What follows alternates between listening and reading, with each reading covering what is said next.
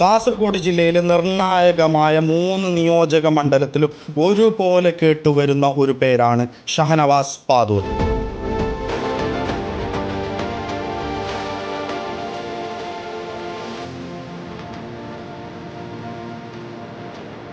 അതായത് മുസ്ലിം ലീഗിൻ്റെ ഏറ്റവും സ്വാധീനമുള്ള തട്ടകത്തിൽ നിന്നും വിജയിച്ചു കയറി വന്ന ഷഹനവാസ് പാതൂർ യുവജനങ്ങൾക്കിടയിൽ, യൂത്തന്മാർക്കിടയിൽ വളരെയധികം സ്വാധീനം വളരെ പെട്ടെന്ന് തന്നെ അദ്ദേഹം ഉണ്ടാക്കിയെന്നുള്ളതാണ്.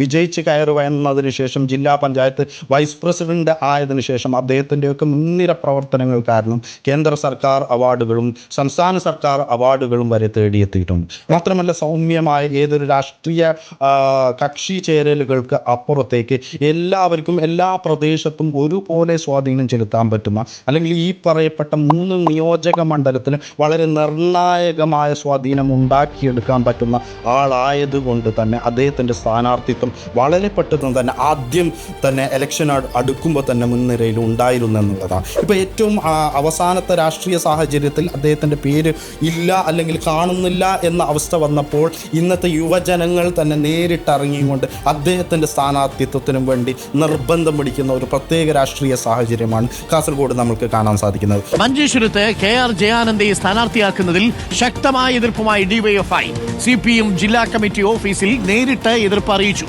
ഷഹനവാസ് പാതൂരിനെ മത്സരിപ്പിക്കണമെന്നാണ് ആവശ്യം.